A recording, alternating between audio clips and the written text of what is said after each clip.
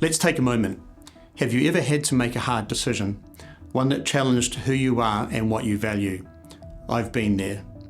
Let's rewind the clock. In 2017, I was faced with the decision whether to put my life on the line. The decision I made changed my life. I was helping a district in New Zealand face its hardest challenges and think through how best to improve economic, environmental, social and cultural outcomes. A chap overseas heard about what I was doing. He invited me to support his work in a high-risk overseas region. It then went quiet for 5 years. The opportunity re-emerged in 2022. Warned that my influence might threaten powerful interests, I had a decision to make. After processing the opportunity with friends and family, I decided I would go. To be willing to die for a conviction and cause was actually very freeing. It built my courage muscle. It has helped me since face other less difficult decisions with courage and compassion. I have to say that I was somewhat relieved the contract did not turn up and never did. I heard nothing more. Have you ever had to make a decision that didn't go the way you expected, but still shaped who you became? My experience of a high-risk opportunity cemented my conviction that compassion is only useful if it's followed by action. I'm going to say that again because it's so important. Compassion is only useful if it's followed by action. In 2018, I wanted to see how I could help my local community of Newlands. Start small before thinking big. I've learned that's where real change begins. I decided to engage with 30 leaders in my suburb on my vision to build a resilient Newlands. At a meeting, one of the leaders said, "That's ambitious, Rodney," to which my response was, "It's ambitious with you, it's impossible without you." Another leader said, "I would rather be part of something ambitious." Another leader said, "Rodney, I can feel the arawa in the room." And another leader said, "I will give you 300 intermediate students to commission the survey." I felt like we were in this together and we can do this. And the need for us to work together as a community came through strongly in the first survey we did in 2019, which really highlighted the alarming degree of economic, social and cultural vulnerabilities. This deeply concerned me and focused again my compassion into action.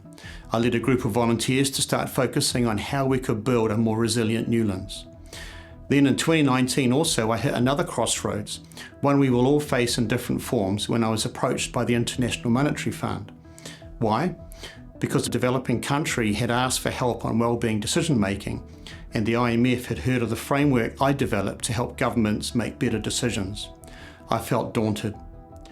Often when we face the unknown, we let fear stop us. Do you agree? But the flip side of fear is possibility. For me, it was the thought of turning compassion into meaningful action that helped me move forward. So take a moment. What fear might be holding you back in your leadership right now? And what would it mean to act anyway? What kept me going was what I saw firsthand on the ground in developing countries. The stark social and economic vulnerabilities of particularly Indigenous communities that fueled my conviction. And that's when I stepped into the role of social entrepreneur, someone who speaks up, takes action and helps others do the same. This work focuses on two key things. So firstly, speaking up on the hard stuff. I've decided to start speaking up to suggest a better way to set a vision, measure achievement of a vision and achieve that vision for Wellington. Secondly, taking action and helping others do the same. That's what led me to create the Better Decisions, Better Outcomes framework, a practical tool to help public leaders think together, act strategically and measure what matters. It's based on the globally endorsed UK Treasury 5-case model and helps turn policy into action that delivers real value. So that's the journey that brought me here. Now I want to lift the lid on the too hard basket and talk about what we can't ignore any longer. Don't take my word for it. The Treasury, the Auditor General and even Cabinet have said it. We lack long-term thinking, we aren't truly listening to communities, and we're approving plans without the evidence to back them. The system is not working. In fact, the 2024 review into Cyclone Gabrielle made it clear. Resilience building must be community-led and tailored to each community. And communities must have the support and resources to create their own approaches. And here's what that looks like, not in theory, but in practice. In Wellington, the Newlands community came together as the Newlands Resilience Group. We listened, we surveyed, we engaged across the community, the local schools, the marae, health centres, faith groups. Together we mapped vulnerabilities, set a vision and created a model for resilience. That model now shows what coordinated, community-led public value looks like. We're launching a 2-year pilot that includes 100 local volunteers, supporting neighbourhood support groups through initiatives like the Connected Garden Collective, all focused on strengthening trust, well-being and disaster resilience. This isn't just good for people, it's good for public spending. We're projecting significant savings from reduced demand on taxpayer-funded services such as mental health and emergency response. And this model, it's designed to scale cost-effectively across other communities with less upfront investment needed for those communities. That's why we're now seeking government partnership, not to reinvent the wheel, but to back what's working. Real leadership means facing the hard stuff with hope and turning compassion into action. We need to acknowledge we're in this together and we can do it. We need to shift from transactional to relational public value leadership, shift from short-termism to long-term impact, shift from detailed silo planning to holistic thinking. Real progress can only be achieved if we work on things that matter and measure the progress. Real compassion only counts when we do something about it. So let's make this even more tangible. There are 2 aspects to this challenge. One is predetermined decision making. And when it comes to decision making, we all have blind spots, even the experts. One of my favourite quotes is by Daniel Kahneman, a behavioural economist who was awarded the 2002 Nobel Memorial Prize in Economic Sciences. His quote was, "We think we're much more rational than we are, and that we make our decisions because we have good reasons to make them. Even when it's the other way around. We believe in the reasons because we've already made the decision." Let me ask you this. Where might you already be defending a decision rather than truly rethinking it? Secondly, making decisions on symptoms, not causes that are too hard. I'm concerned we seem to publish reports on issues and symptoms like the mental health report, but don't grapple with the real causes. I choose compassion that leads to action, to be part of the solution, not just another voice of blame. So let's pause for a moment. Where in your role are you treating the symptom because the real cause feels too hard to face? And what would it take to lead from courage instead of comfort? Now we've got much clearer on the problem and the shift to make, let's look to the future. Here's my hope for our future. My aspiration is for a city where people find fulfillment in community relationships, understand their role within society and are free to help others, where there is healthy competition and sustainable cooperation, and the focus is on community well-being rather than simply material wealth. I believe in leadership that listens, includes and does what is right even when it's hard. It brings communities and decision makers together to work on what matters most and make decisions they can be proud of not just today but in 10 years. I care less about quick wins and more about lasting outcomes, one shaped by courage, connection and what really counts. We need a public value decision system that enables government to participate with resilient communities to achieve vision by thinking together using their different strengths, resulting in measurable benefits and eliminating systemic poverty. Government needs to consider its role in building resilient communities so those communities can in turn speak with their voices into the decision-making process, providing valuable local intelligence. That approach needs to be holistic, systematic and relational. We need to courageously and transparently navigate the ambiguity of difficult conversations by intentionally leaning in to listen and learn from each other, to build trust and confidence, to set a vision, identify the best public value, affordable and achievable way to achieve that vision. And this is what it looks like in real life here in Wellington. We've done this in a suburb in Wellington.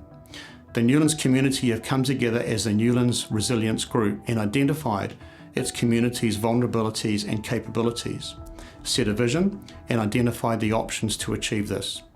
The vulnerabilities and capabilities have been identified by working with local, social, economic and cultural leaders and wider Wellington stakeholders including Ngā Hauiwha o Papaparangi, local schools, health centres and places of worship. It's been informed by insights from the annual community survey which is based on the Government Living Standards framework. From 2019, the current trends out to 2030 indicate that capabilities and vulnerabilities are static or declining. Our vision is to be more disaster resilient, but the survey insights demonstrate the first step is to be more community resilient through improved connectedness. This is critical for empowering the community to be able to speak with a unified, strong voices to influence decision making. We've developed a coordinated community and disaster resilience model, which will achieve measurable benefits such as reducing demand for taxpayer-funded services and improving overall well-being, as evidenced by the annual survey results. The next step is to implement the model alongside other partners including tangata whenua and ideally including central and local government. We envisage a phased implementation over 2 years, enabling a pilot phase for proof of concept to assist in securing additional funding to support the ramping up of the implementation thereafter. The implementation will see the recruitment of 100 volunteers to each lead a neighbourhood support group and build connections and cohesion. Key initiatives may include the Connected Garden Collective, HealthMate, My Neighbourhood Unscripted, Film Fair and Thrive Tribe, which will become the foundation for the disaster resilience system we've already developed. When the model is fully operational, we estimate a saving in taxpayer funds of $4 million per year, specific to Newlands, from reduced benefit dependency and less demand in Newlands of taxpayer-funded services such as mental health services, as well as improved community and disaster resilience. The intention throughout implementation is to capture lessons learned and document and streamline systems to enable them to serve as a blueprint for other communities to adopt and adapt in the future. This will mean other communities will not require the same upfront investment, so the model can scale over more areas cost efficiently. Given this community initiative will deliver savings to government and have broader resilience benefits, Newlands Resilience Group now seeks partnership with the government to help realise the full benefits of this initiative.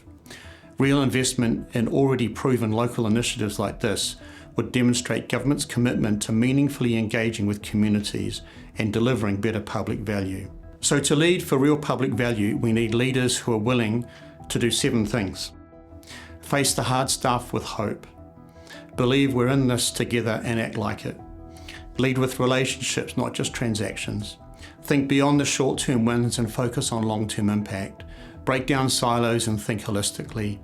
Measure what matters, not just what's easy to count.